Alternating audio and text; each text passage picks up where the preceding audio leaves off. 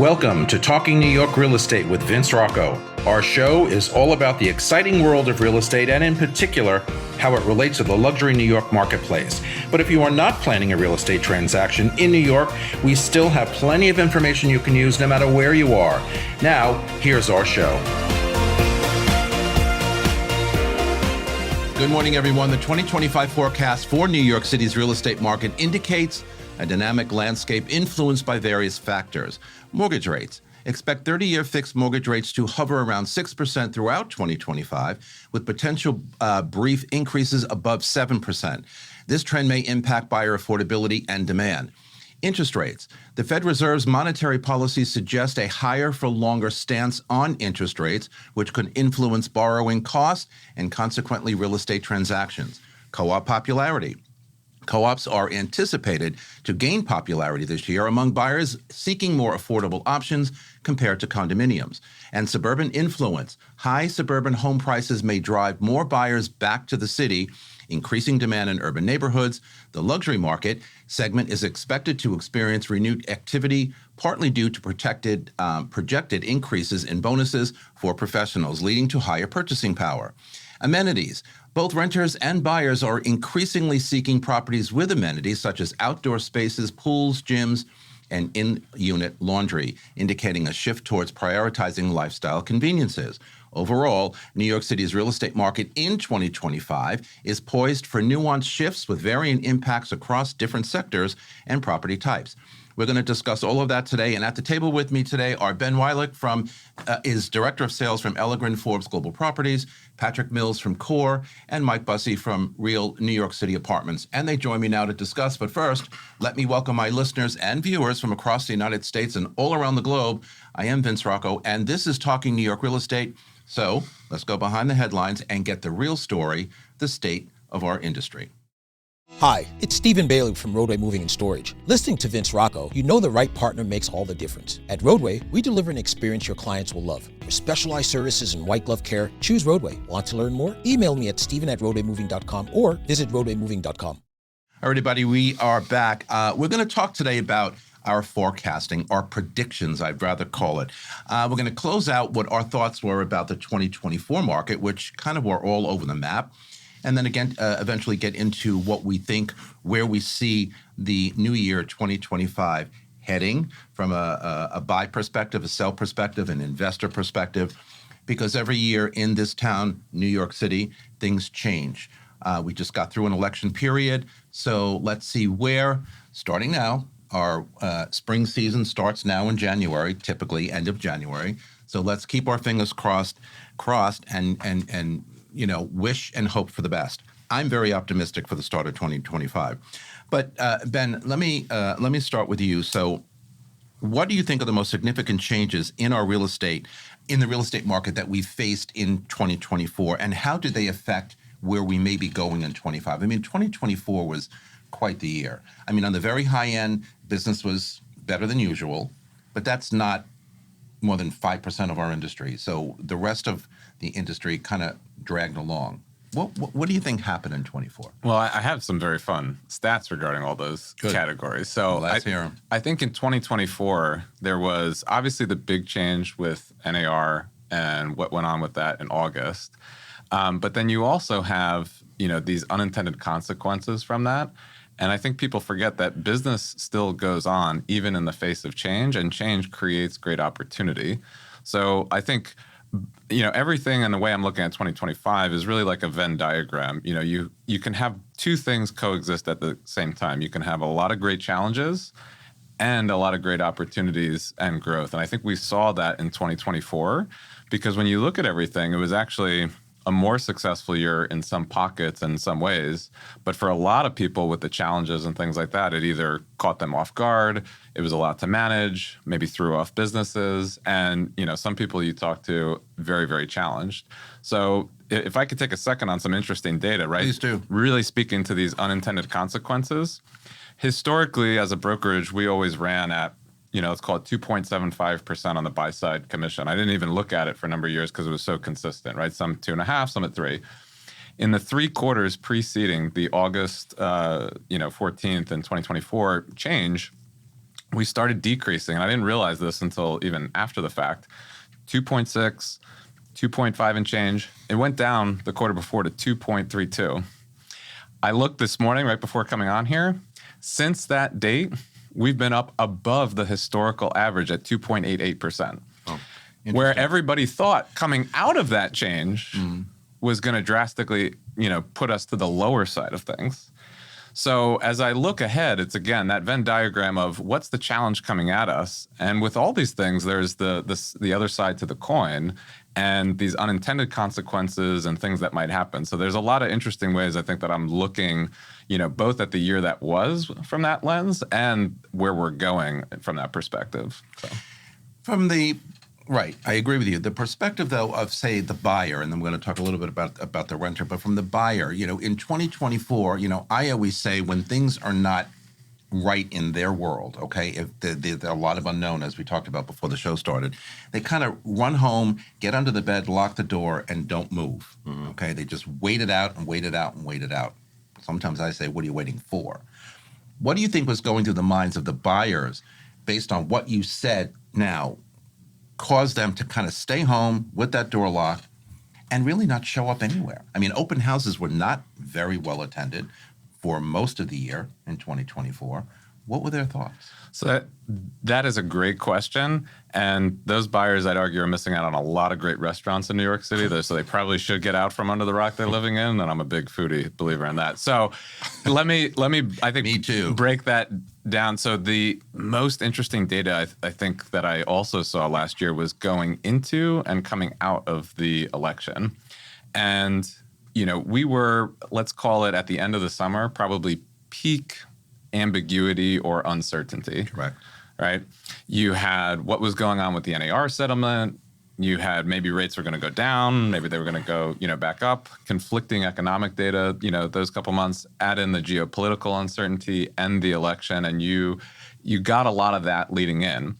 One of the stats that I look at, let's call it the leading tip of the sword, is number of inquiries. We have a large number of agents, and I see enough, data come into us where I can see the number of inquiries coming into our system.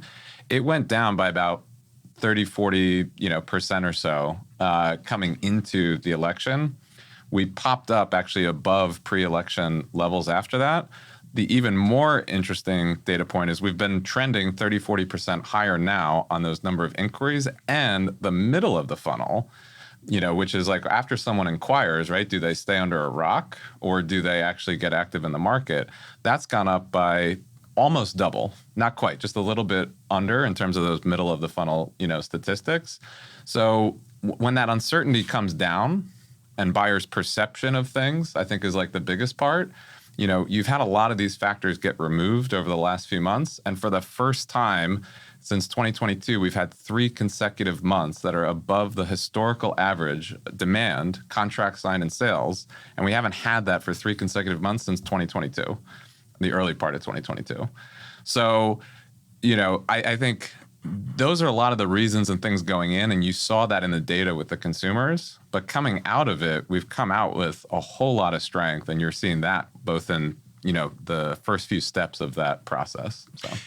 Patrick Mills is here from Core Real Estate. So Patrick, from in your orbit, in your world, a lot of people were telling me, and I saw it myself, that December was, a pretty decent month based on what Ben was just saying the last 3 months. Why was December so hot? And what were people anticipating? Post-election, potentially, okay. But we were still in that quagmire of not really knowing what to do.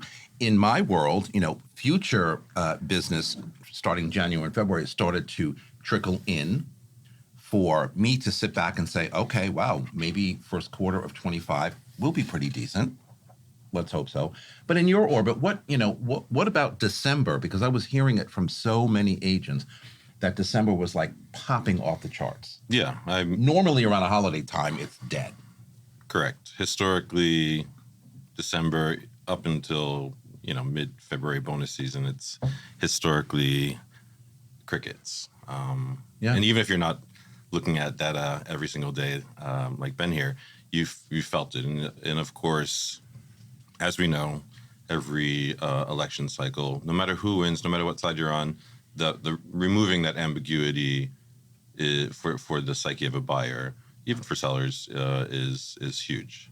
So yeah, to your point, since a day or two after the election, I started getting way more inquiries, phone calls, emails. I had something go into contract a week after the election, and spent most of December, instead of running around to holiday parties, literally showing every single day in December. I'm still in Brazil at this point. Usually, as long as I possibly it's a can. big vacation time Because especially in our it's business. usually crickets right now. Yeah.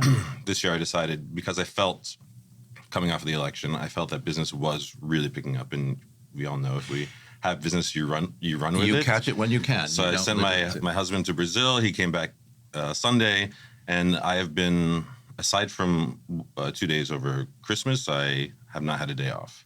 I had a showing the next morning after Christmas, and I took a couple days off in between. But even on Christmas Day, I was literally replying to inquiries. Hey, can you show? Can you show? New Year always very Day, I had interesting on a 3. holiday. Eat your turkey. Leave me alone. New Year's Day, I had 3 real showings. And one of them turned into an accepted offer, and that's just never happened before. I've never been so busy in the first 2 weeks of the year, the first 2 weeks of January. Probably because I'm usually in Brazil, but this year has just been nonstop. So you feel that, the way you started the year, based on how you ended December being pretty decent, it's going to continue at least through the first quarter? Yes, I mean, we all have to be optimistic, right?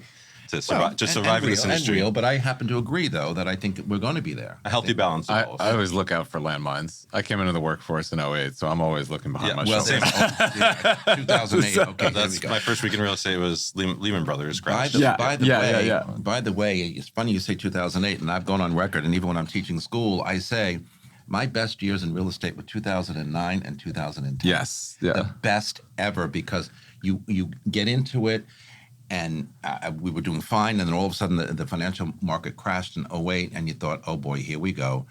But perseverance, push forward, and I'm telling you, I had I was selling a new development at the time, flying off the charts, and people kept saying, but what are you doing? I'm like, I don't know, but I like it. Mr. 505. And it's continuing, correct. Yeah. So, but the best 2 years ever. So even in With the challenges. troubling times, with all of the challenges, you can Those still make it go. opportunities.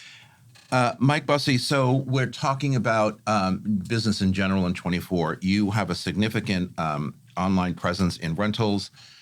Tell us from your perspective, talk a little bit about the vacancy rate, the prices of rentals, how they've gone up over the past 2.5 years, and where, the market ended in 2024 from a rental perspective.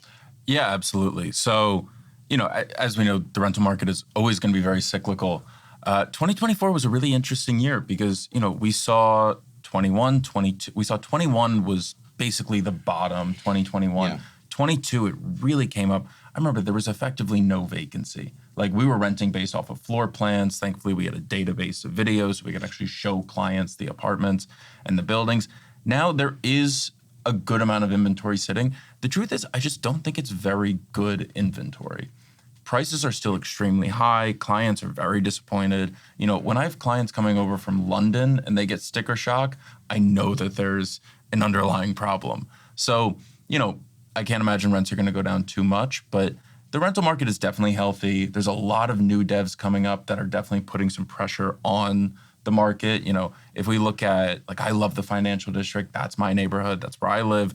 If we look there, we have, something like 2,000 new luxury units coming onto the market in a 6-month period. Coming on. Yeah. Now. So 25 Water is going to be 1,350 units. 25 Water, right. 55 Broad just opened up. That's about 500. There's a lot of new, and then there's some on John. Pearl House just opened up. I know of a few others that I can't really chat about, but there's a lot coming to the market. So hopefully that takes a lot of the pressure off. But did you, in your book of business, see people, renters, hesitate in moving forward and pulling that trigger, as you say, and making a deal like we saw on the buy side? Or did they just automatically say, hey, you know what?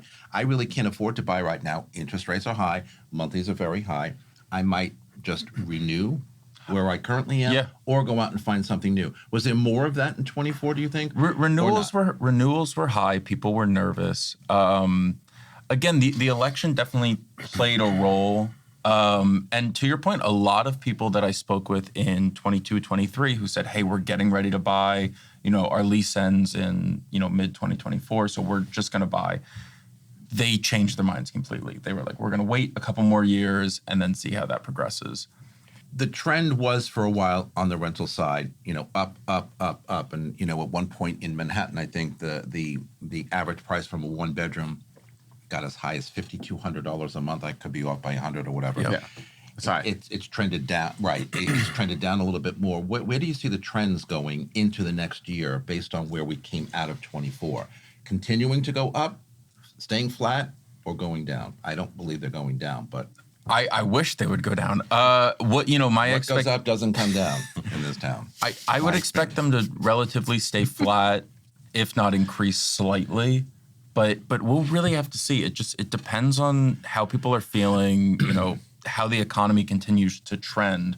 Because, now we're looking at it, it's getting so expensive that people really are considering going outside of New York City. Hoboken has become very popular, which is now extremely expensive. Correct. People are more and more willing to go deeper and deeper into Brooklyn.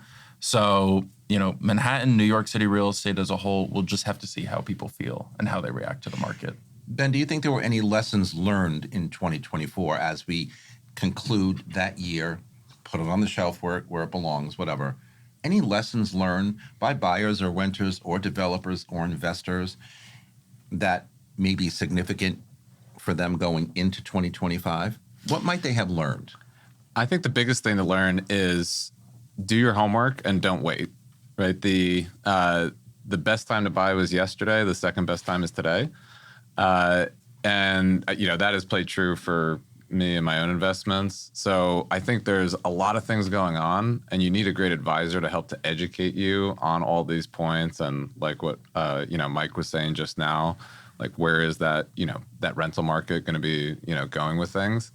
But we are so supply restricted and constricted here in New York City. Correct. When you look at the big macro picture, right? Because there's our micro market of things that are going on, and there's the macro market, which has impacts.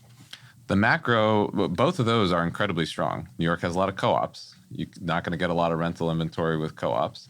There's a ton of landmark districts. Not a lot of places they can build except for places like Financial District and things like that, right. FIDI.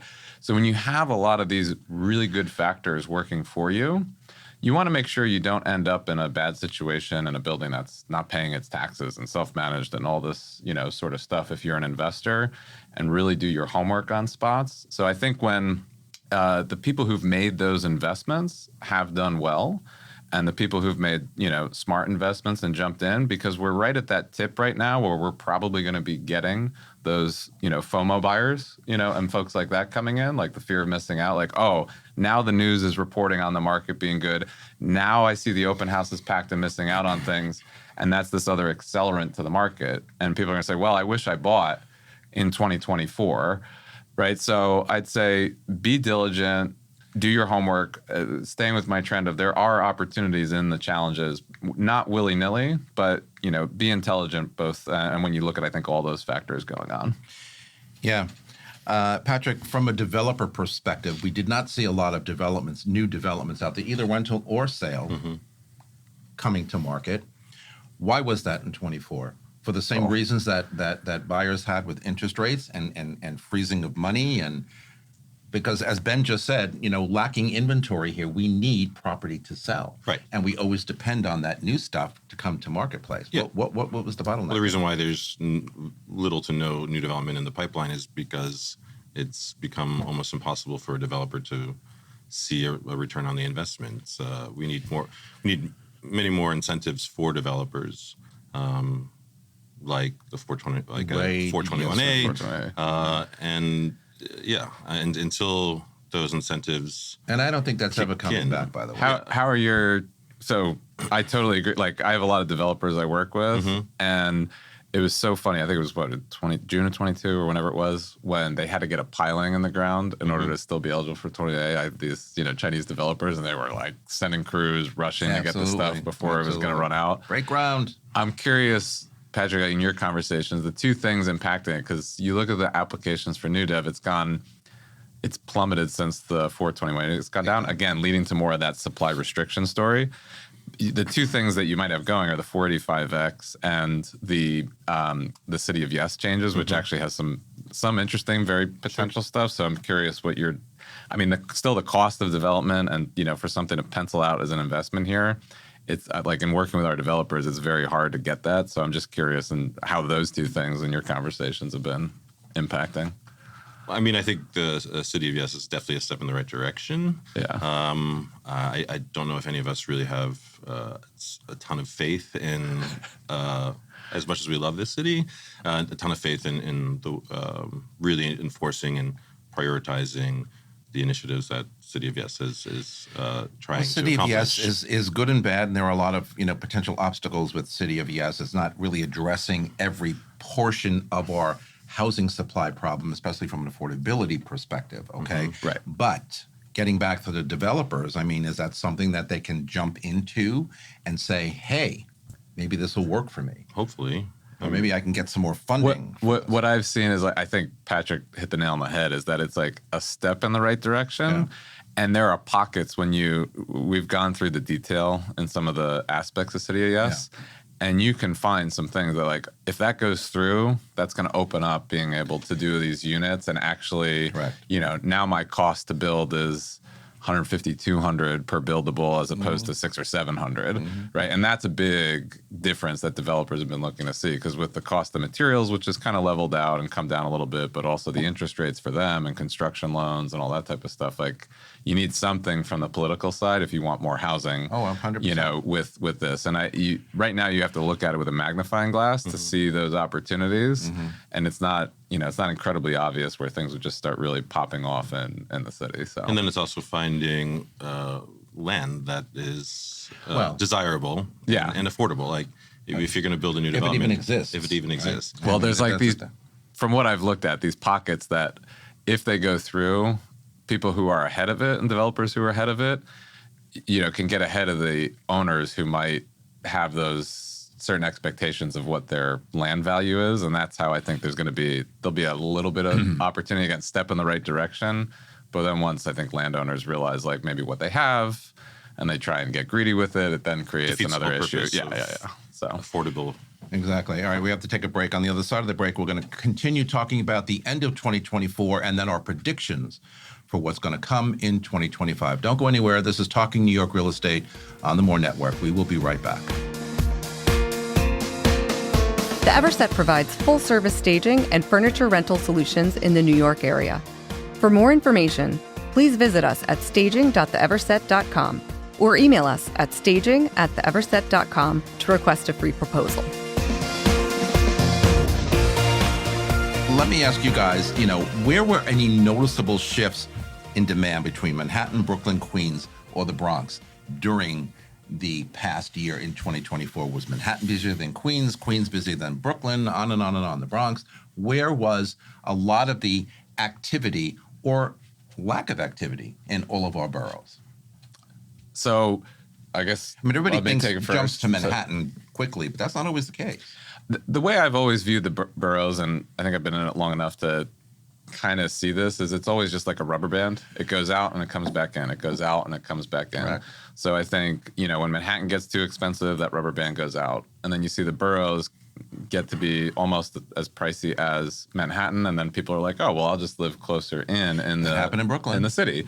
Right. And so, I think in the 21 to 20, where are we on that rubber band cycle, I think, is the question with that. I would say, Brooklyn was popping off way more post-pandemic than, Manhattan.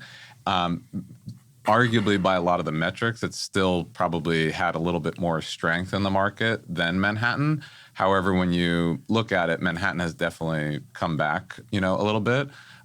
Queens was always the sleeper, and just very much has when you look at all the data, one of the most applications for new development and new housing permits is actually in Queens, which is very interesting.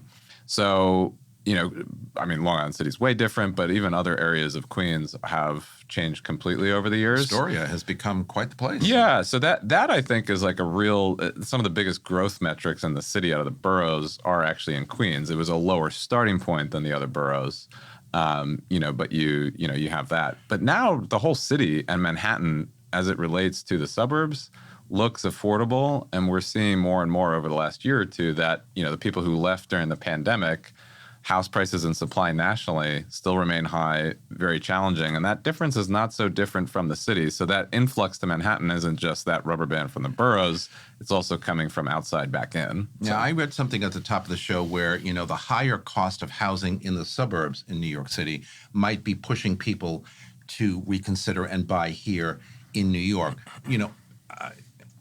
I have a differing opinion on that. My whole family is up in Westchester, and I spend a lot of time up there. And quite frankly, yes, there's a lack of inventory, but the minute something goes on the market, it is gone, absolutely gone. And I don't know how anybody can compare pricing in Westchester or anywhere else in the burbs to New York City. So I question, and please correct me if I'm wrong, I don't know how anybody's going to come back from the suburbs and want to buy in Manhattan when the prices are out of control. In some of the conversations I've had, maybe it's not as much of that, but maybe it's the couple who's looking, maybe with a young child who's looking at moving out into Westchester and is then like, well, wait, why am I going to commute when that price is not enough of a discount? I'm just going to stay in the city. And I've had more of those conversations recently, with people. So it's maybe a little bit of that coming back in, and the empty nesters, and it's cool with that. But then you have that aspect. Hey, we're all here if you want to come back to the city, boy. We're all here. But I'm just a little skeptical. It's not saying that my opinion is correct, right? I just, for the price of one of my studios on the market, you could buy a 4-bedroom house in the burbs. So it's kind of like, I get the commuting, I get it. However, I don't know. I'm not living in the burbs, trust me. Okay, that's not for me. But I'm just wondering what that all means. From a rental perspective, are you seeing people run out of this town, Mike, or are they coming in and saying, all right, look, the cost of mortgages, the cost of interest rate, common charges off the chart in 2024, only to go higher in 25. Are you seeing people say, hey, maybe I need to stay where I am? I'm seeing more and more people come back to New York right now, which is really interesting from a rental perspective. And I think this might just be my clientele, but the only time I really see people leaving right now is they go, I have an emergency, I have to get back, I have to move, XYZ. I had one guy who was like, I'm moving back to the Midwest just because my job is remote, and the dollar is basically 3 times stronger out there. But yeah, well, there you have it. No, I see a lot of people leaving right now just because of space constraints, and I think that a lot of that has to do with my age group. I'm 24. I know a lot of people in my general age, and they're starting to get married. They're starting to have kids, so they're looking at the city right now and being like, a 1-bed and in Manhattan is $5,000. Maybe I should go into Jersey or maybe into New York. So that's a little bit of what I'm seeing. But no, from the rental market, it's pretty normal as always. Purring along. Patrick, so, and then we'll close out 2024 after this last question. The interest rates in 2024, starting back in 23, probably end of 22, we're on a steep climb, okay? And as Ben mentioned before, and we talked about before, buyers kind of hesitated and stayed frozen in place because of the unknown, not knowing what was happening. Did it really affect our business as much as we want to say it did, or were there other contributing factors to why 2024 wasn't as robust as we wanted it to be? Yeah, I definitely think that the interest rates have a massive effect on our business and bottom line. There's no arguing that or debating that. But what I have seen is people, like most New Yorkers, were driven, were impatient, and we can only keep New Yorkers down for so long. Exactly, and we get what we want, even if it takes a couple of years. We do. I mean, New Yorkers, we don't come here to just like schlep around and no, we work hard. We play hard, and we want to have a nice home. So although there's been a lot of hesitation and with buyers because of interest rates, I am starting to see, especially the last quarter of 2024, buyers just give in and say, you know what, I live once.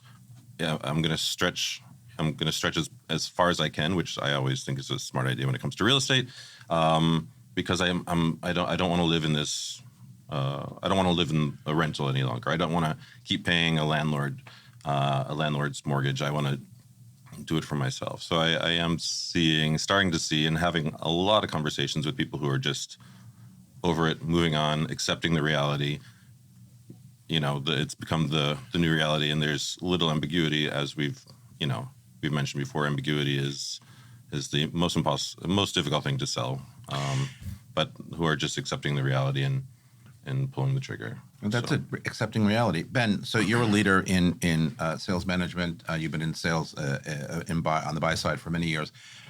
You're also an investor, okay, in your own personal life. Where do you see, again, in 2024, I believe the investor community kind of took a pause. So moving into 2025, do you see that investor activity picking up? First of all, why the pause on the investor side? And do you see that picking up going into 2025? Yeah, I think when you have rates, what you saw in the investor community is the cap rate really started to elevate quite a bit, and the perception of where that should be, didn't necessarily fully catch up. So we do actually right now have some investors exiting some multifamily and things like that.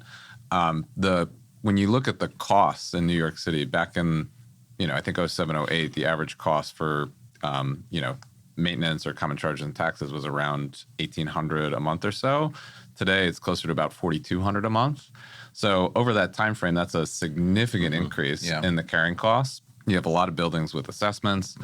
Add in the interest rates, on top of that, and as Mike was alluding to earlier, you have this leveling off in the rental market, right? It's still going up a little bit, but definitely like a leveling off compared to the last few years. You could easily hit a home run if you have rents that are going to be popping off. So good market for investors maybe 2 years ago, 3 years ago. So right now, I think the people who are going to come in, New York is always what I would, classify as almost like a triple A grade bond, right? In terms of an investor in New York City real estate. You have those supply areas, so you have a lot of downside protection because of the supply. And so the other thing too is you have to anticipate that I'm not going to have a lot of work to do because I have doormen and supers and all these other aspects. So it's a pretty hands-off investment. So, and with a large probability and a good probability of equity upside, which you don't get in other markets that have better cash flow. So those long-term investors who understand, I think, all those dynamics at play and who are looking for capital preservation and equity appreciation, there's only been 2 other times in the equities market that we've been over a 30P ratio besides now. And today it's dipped a little bit to like 29 and change. But those are 08 and 2020.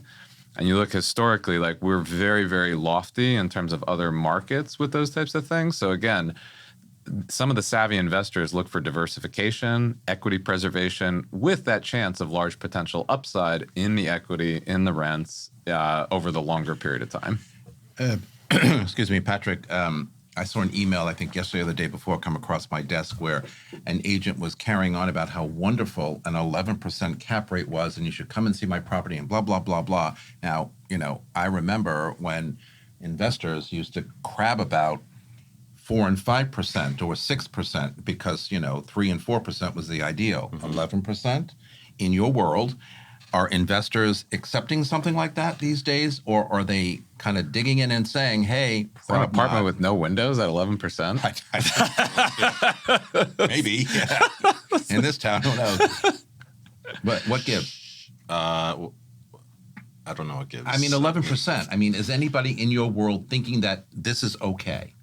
I mean, it's not reality. I mean, it's just not. I've actually never.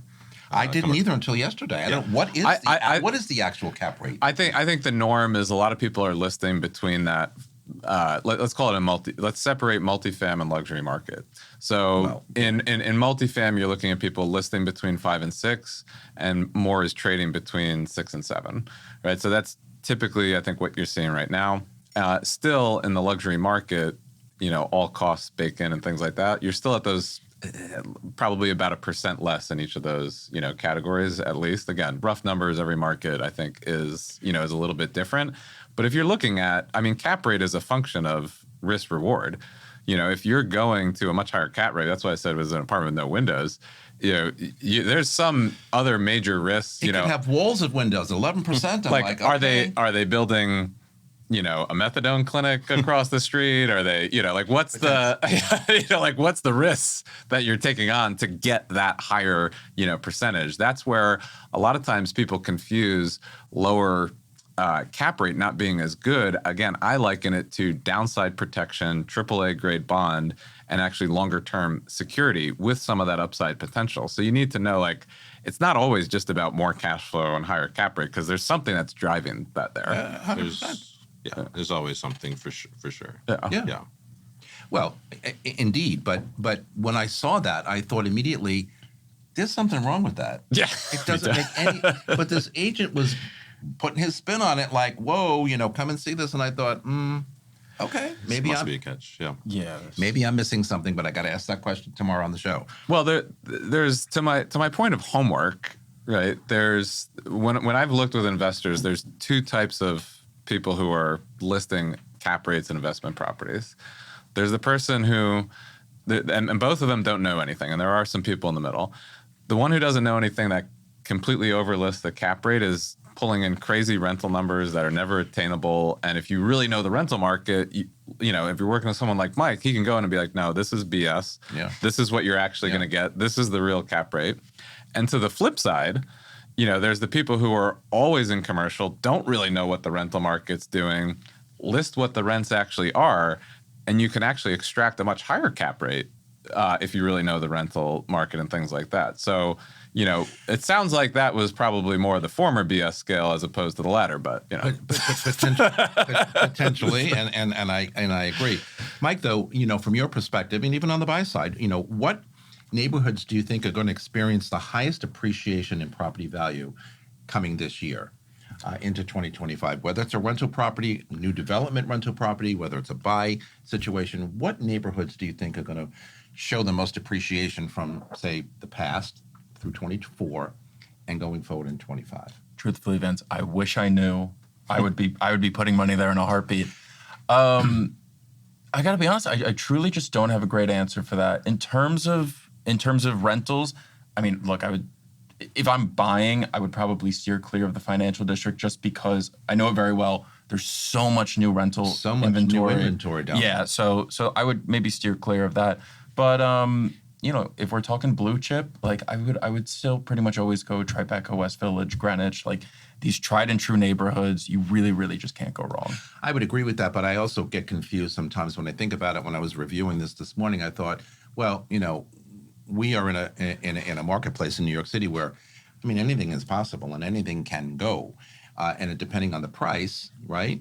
Even if it's in a neighborhood that you don't necessarily really want, working with buyers, they kind of tend to choose that because the price is right. So, Patrick, what, in your opinion, where do you think the most appreciation in property value is going to take place? Where not going to go down, but and not necessarily a jump up immediately, but a steady kind of climb to higher prices. Yeah, we can even say higher prices. Yeah, I definitely agree with Mike here. The blue chip neighborhoods are always a smart idea if you can afford them. But I'm usually bullish on blue chip adjacent. 10 years ago, we didn't really know what Hudson Square was. It was this made up neighborhood. It was this made up neighborhood, not Hudson Yards, Hudson Square. Yes, Hudson Square. Yes. Some people get those confused.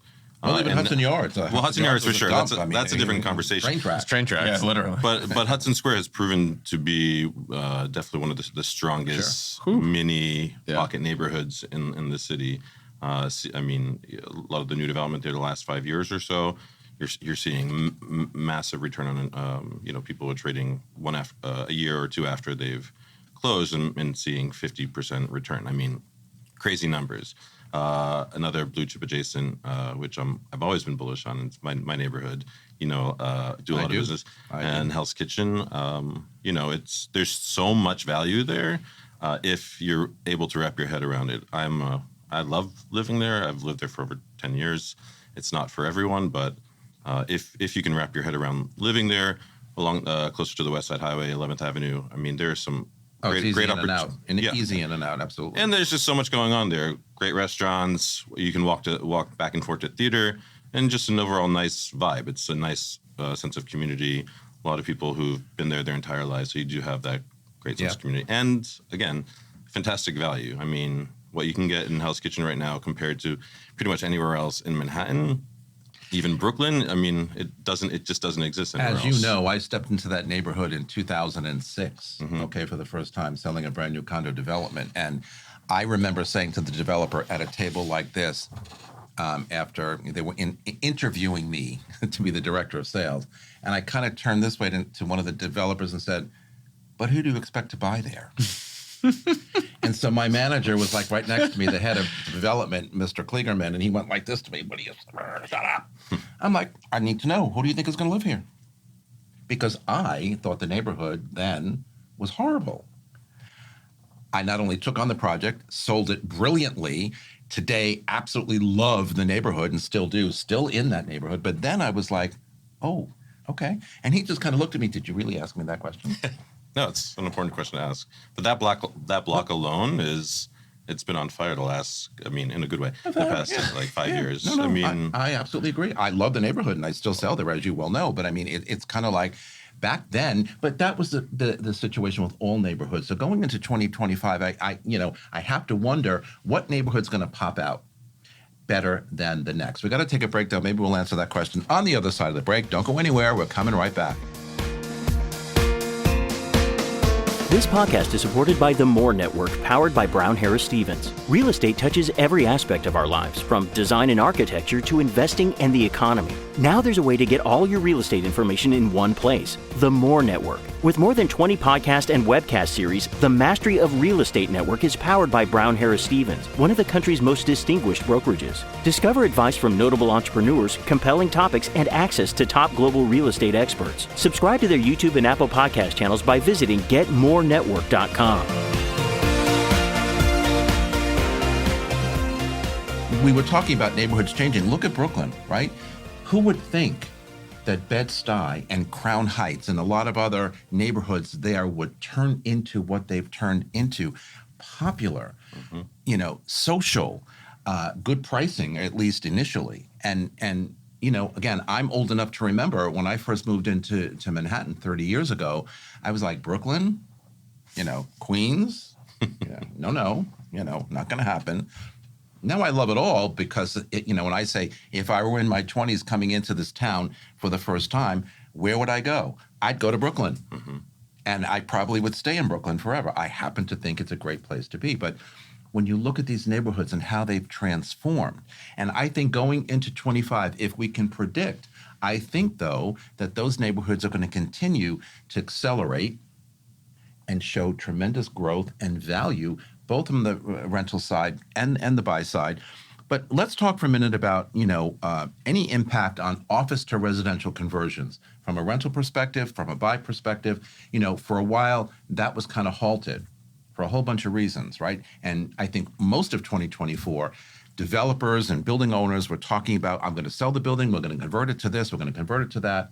Where are we with that? Yeah, I know, I kind of agree with you, but translate that for us. Yeah. So when I've been at the table in a lot of these conversations with developers, and where a lot of the rezoning and things like that was happening was Midtown, which if you look at the French influence down in the financial district, because that was built long before the grid. When I worked in the financial district, no one lived there. Right. But those office buildings were a lot easier to convert. Correct. Because those streets are much closer, much more narrow. You get cut up a lot differently. You move to Midtown on the grid. Now you got bigger buildings, much wider. And so in those conversations, like just to run the plumbing for the number of bathrooms and things like that you would need. And then even if you did, now what are you talking about? A big long room that, would be very dark at the, early onset of it. So then that led the conversation to, okay, almost like there were some, WeWork-ish type concepts that were being thrown out with some of our developers. Like, can you have some central amenity spaces like on the, the floor and carve these up a little bit differently? But then a lot of times it's just more economical to tear the whole building down and build it new from scratch, the right way, because it's going to actually cost more to re-outfit everything. Yeah. So you have like all those challenges. There's no easy, roadmap on how to do that. You have some big players taking those bets, and so it'll be interesting to see how those play out, but it's a very small number compared to what people were thinking in the pandemic. And then you have the interest rates and construction and all those aspects again, at play. And again, penciling out for some of these developers, there has to be a little bit more incentive, for them in New York City if we're really going to see that massive push with new housing units. So, look, I said it before. I worked in the financial district in my corporate life before I came into real estate, and once I used to say, there's not even a place to go get a drink after work here, or forget about a restaurant. We had to go miles and miles and miles to get anything. And then slowly the conversion started to residential rentals, to residential condos. Now, it's a place to be. It's unbelievable. But I used to think, sitting in my office in corporate America in an old, probably 1800 building, who wants to live in a building like this? It's dark. There's no exposure. There's no view, whatever. Typical New Yorkers, I need a view. But yet, when they were converting, they were selling like hotcakes. In your opinion, Mike, how much more is happening down there? And is it rental? Is it condo? And is there as much interest in buying or renting in that neighborhood as there has been through the years? Yes. So there's a ton of luxury rentals coming to the market in the financial district, which is phenomenal because they really are great buildings. The developers are doing a phenomenal job. They are. We look at Pearl House at 160 Water. They came in and it is a stunning conversion. Everything is great. The floor plates, to your point, are massive, but they did such a good job. They really utilized the home offices, which people are starting to love because they can't necessarily afford a 2-bedroom, but maybe they don't need the window in the second bedroom. Correct. So the home offices are a great solution to that.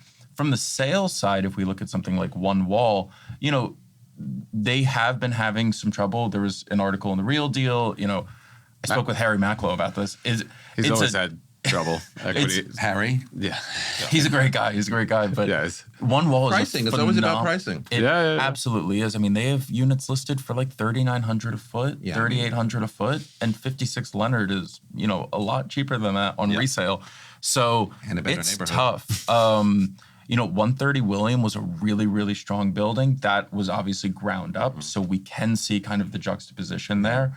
But overall, I think the conversions are great. You look around the financial district now, and it's just basically luxury apartments, which I love. And there are places to have a cocktail and places to eat. There's a lot of great places. Yeah, a lot of great restaurants. I think it's a great neighborhood. If you can get a great deal, because it's a great neighborhood for a lot of reasons. One of the reasons I loved it, even in my work days down there, was the commuting was amazing from any part. It's the best. From any part of our city. You can get there. Everything ends and starts right there. It's amazing from that perspective. And one thing I do want to note is, I said I wouldn't recommend buying in the financial district, which I think is true. If you're buying something to rent out, that's going to be an issue.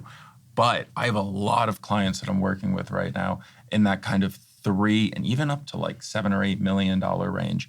And they're kind of pushing south from Tribeca into the financial district. And there's a lot of deals to be had right now, which is very, very exciting. Because they're not going to be renting these out. These are pied-à-terres. They don't, so they're basically focused on 10, 15-year appreciation instead of like the monthly revenue. So that'll be really exciting. I love the financial district, if you can't tell. I could go on for hours. No, I have learned to love it more than I did when I worked there, because when I worked there, 4 o'clock, the streets would fold up, all the financial people. Yeah, it was totally different back then than it is exactly. now. That's what I'm saying. Now you have the We're talking about the 90s. It was dead. It's become a completely different neighborhood. Yeah, it's actually fun and exciting. It's actually a neighborhood now. It's actually a neighborhood. Yeah. Ben, you mentioned before the city of Yes, and I want to just pick your brain a little bit about what is expected, or how is it expected to shape some of our new development projects this year in 2025 going forward. The mayor signed off on that, less than a month ago? It's a little controversial, but yet there are some really good points to it. Explain to our viewers and listeners a little bit about what you know about City of Yes. Yeah, I mean, I know a limited amount. I know more than some, but we've been trying to work with the professionals to get a better understanding of this and find where the opportunities are. As we mentioned earlier, it's a step in the right direction. I think developers, architects, and people like that who are on top of some of these nuances, like anything in the political scene, there's always things that are getting traded. You got to trade the good with the bad to get some things through. But when you look at the good parts that have been looped into the City of Yes, again, there are some elements that will make the movement of the projects, right? Because time costs money now, right? With the interest rates and things like that. So there are pieces of it that will make that a little bit easier. There are pieces of it that'll bring the construction cost down on a buildable, square foot basis, just with changes in zoning and regulation. How you put those together and assemblage and things of that nature is really, key to find the right projects. So again, there will probably be a slight bump up from where we've been on the margin because you have enough developers. The reason why there's so much that goes on in the financial district is developers want to develop. Developers are the cash poor people.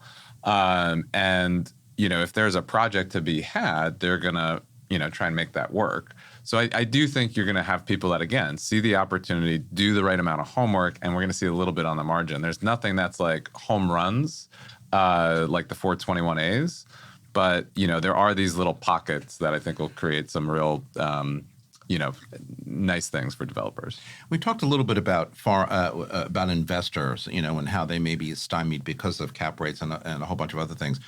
But coming into our market, we've always taken great advantage of foreign buyers from all around the world, different places, different countries, whatever. Foreign buyers here as investors, some buying for their children who are going to school here, some just buying to have a pied-à-terre, when they come and visit New York or the United States.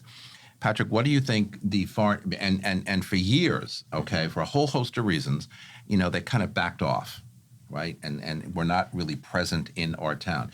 Do you predict in 25 that may change? Do we see a little bit of an uptick in their activity, or does it stay flat the way it's been? I mean, it's changed a little bit positively, but not where we really want it to be. Yeah, foreign money is always been a big part of the real estate market here, and even if it feels like it's died down a little bit, it's definitely here. I live in the West in Hell's Kitchen, and I'd say half of my neighbors are foreigners, and I talk to a lot of them, and it's usually family money, that they sent over here.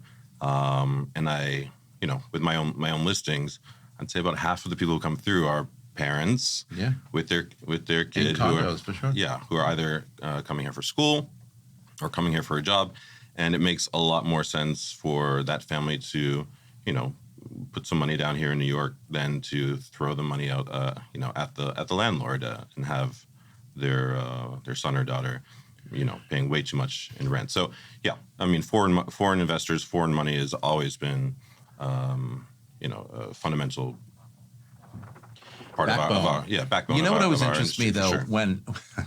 when I get a client, especially in a lot of condos, and a foreign international buyer is coming from wherever, and they're buying an apartment for their son or their daughter because they're going to college, and they don't want to live in a dormitory, and so I want to buy them an apartment so they can live comfortably and whatever. Very nice and I parents. just say to myself, why did I have parents like that? Yeah. Right? Well, okay, really? Can I Keep it going. Yeah. Nothing wrong with it.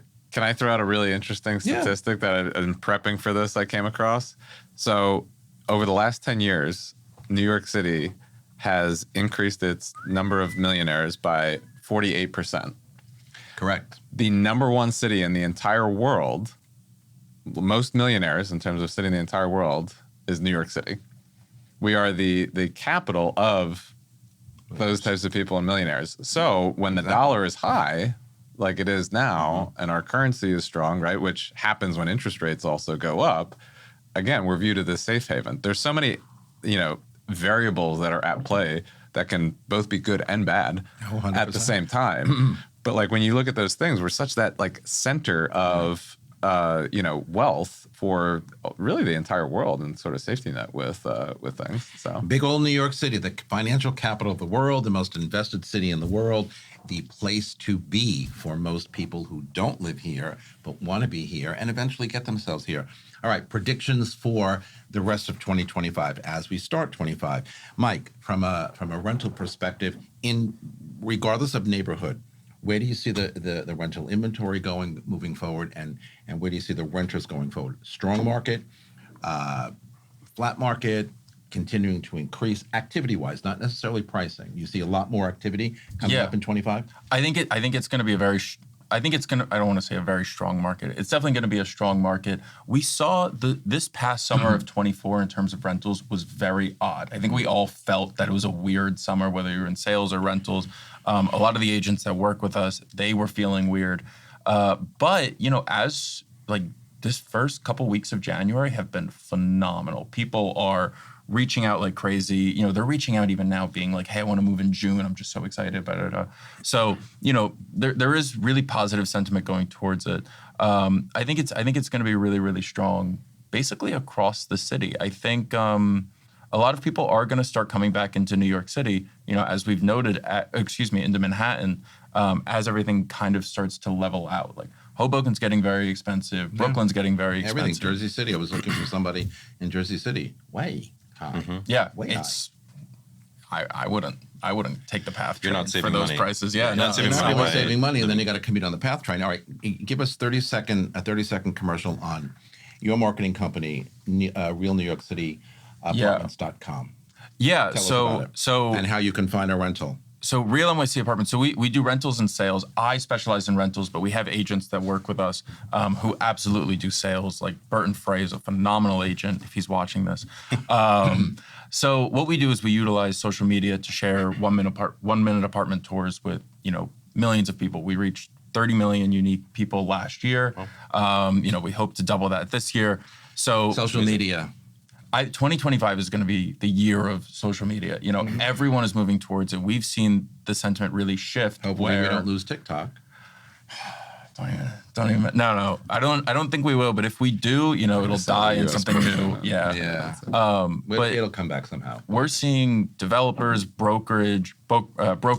Everyone is really getting used to social media, and they're really starting to appreciate it.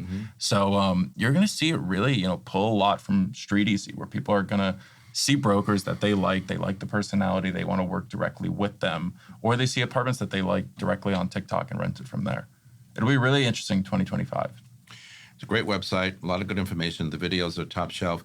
Patrick, so your predictions, forecasting for 2025 as we begin the new year. It's only January. Where are we going? We're 2 weeks in. We're only 2 weeks in. And as we started this, I mentioned I don't recall a busier first 2 weeks of any year. Right, and I've been doing this for almost 16 years.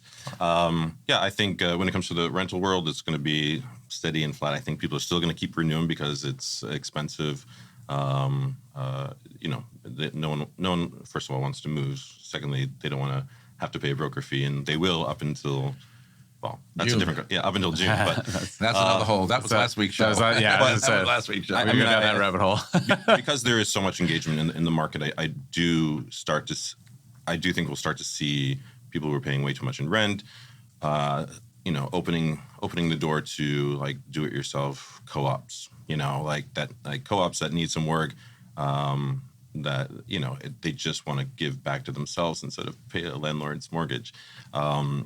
I think the overall sales market is going to be strong. Again, the amount of phone calls and emails and conversations I've had in just the last 14 days is it's been almost overwhelming. And I think people have wrapped their head around the reality of interest rates, the global politics, and the world that we live in, and people and New Yorkers just want to be happy. So a lot of times that means their life. Exactly. A lot of times that means getting the home that they want, Absolutely.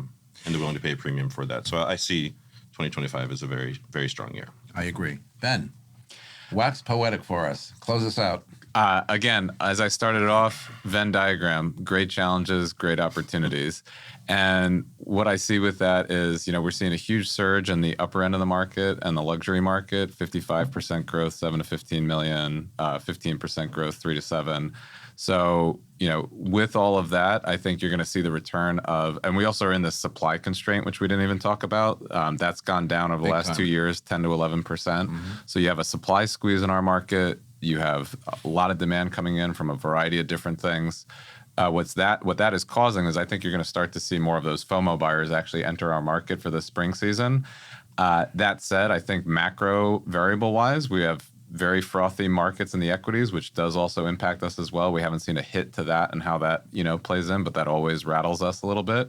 So I think you're going to see a few moments of like macro instability, but the underlying dynamics of our market are strong enough to not only probably just at least be stable during those, but when we come out and there's the settling of these forces, as long as we keep trending in this direction, we're due to really pop out and really break out of the trend that we've been in the last, couple of years. So, Amen. Amen is right. And positive thoughts going forward. I also agree with these guys that 2025, it almost has to be. But as everybody has been saying, FOMO, and you can't keep New Yorkers down for very long. I do believe, though, that 2025, we're starting out strong, and let's hope we continue. Ben, Mike, Patrick, great show. We're coming right back with my thoughts for the week. Don't go anywhere. Hi, it's Stephen Bailey from Roadway Moving and Storage. Listening to Vince Rocco, you know the right partner makes all the difference. At Roadway, we deliver an experience your clients will love. For specialized services and white glove care, choose Roadway. Want to learn more? Email me at steven@roadwaymoving.com or visit roadwaymoving.com. All right, everybody, we are back with my thoughts for the week. So navigating 2025 New York City real estate, forecasting requires a blend of data analysis, adaptability, and strategic planning. Market conditions are influenced by interest rate trends, shifting buyer preferences, and policy changes like office to residential conversions. Understanding these dynamics is crucial for stakeholders, whether they are buyers, sellers, or investors. To deal with uncertainties, it is essential to focus on localized market data, such as neighborhood-specific demand, and prioritize properties with features that align with evolving lifestyle trends like sustainable designs and high-value amenities. Diversifying investments and maintaining liquidity can help mitigate risks associated with fluctuating mortgage rates and economic shifts. Ultimately, staying informed about macroeconomic conditions and micro-level developments will empower professionals to make well-timed and informed decisions. And that's our broadcast for today. Thanks to my guests for being here on set with me. You can follow me always on Facebook, on Threads, Instagram, LinkedIn, Blue Sky Now, or TikTok at Vince Rocco. And Eleanor Roosevelt used to say, if life were predictable, it would cease to be life and would be without flavor. And from all of us here at Talking New York Real Estate and the More Network, to all of you all around the world, thanks for spending a part of your day with us. I am grateful, and I will see you next time. Goodbye, everybody.